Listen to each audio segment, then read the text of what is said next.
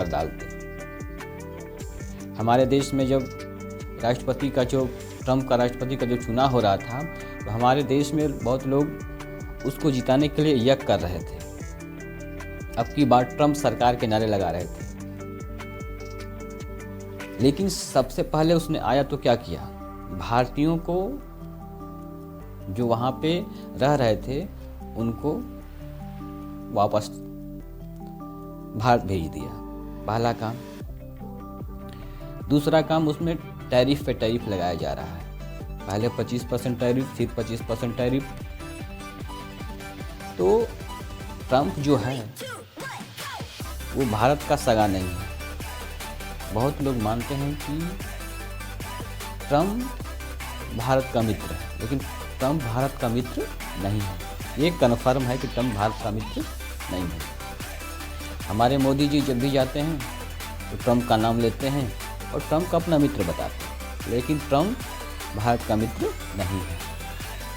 जो इंडिया से सामान जाता था, इंडिया का जो सामान था निर्यात होता था, अमेरिका जाता था, अमेरिका ने वहाँ पे 25% टैरिफ लगाया, फिर 25%, 50% टैरिफ कर दिया और धमकी दिया हुआ है कि अगर भारत रूस से तेल खरीदेगा, भारत रूस से तेल खरीद रहा है, लेकिन वो कह रहा है कि रूस से तेल ना खरीदे भारत। अगर भारत रूस से तेल खरीदेगा तो उस पर 500% टैरिफ लगाया जाएगा। अभी उसके संसद में पास हुआ है, ऐसा बिल पास हुआ है कि जो देश अगर ट्रम्प की बातों को नहीं मानता है तो ट्रम्प के यहाँ जो सामान जाता है उस पर 500 का टैरिफ लगाएगा वो। तो ट्रम्प की जो ये सनक नीति है, बहुत ही दुर्भाग्यपूर्ण नीति है। भारत ने रूस से धीरे धीरे तेल कम कर रहा है। देखिए, भारत का डर, एक तरह से डर कहिए जो भी हो, रूस से तेल कम कर दिया है, धीरे धीरे तेल लेना कम कर रहा है।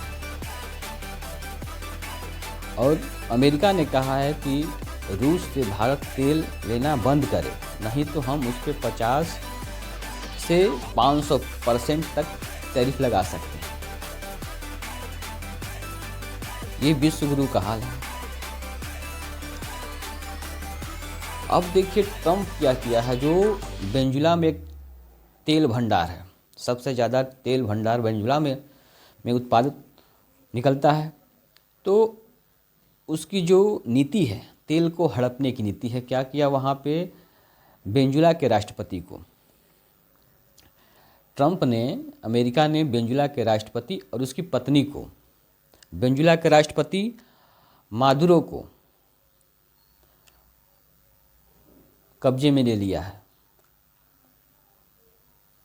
इतना बड़ा पावर कि किसी देश के राष्ट्रपति को, उसकी पत्नी को वहाँ से उठा ले और कोई देश चूं से मी न कर सके, कोई देश कुछ नहीं बोला। एक देश के राष्ट्रपति को दूसरा देश का राष्ट्रपति उठा लेता है, उसकी पत्नी को उठा लेता है। एक तरफ से क्या इसको कहेंगे, लेकिन कोई देश चूं नहीं कर रहा है। इस विषय में भारत भी कुछ नहीं बोला।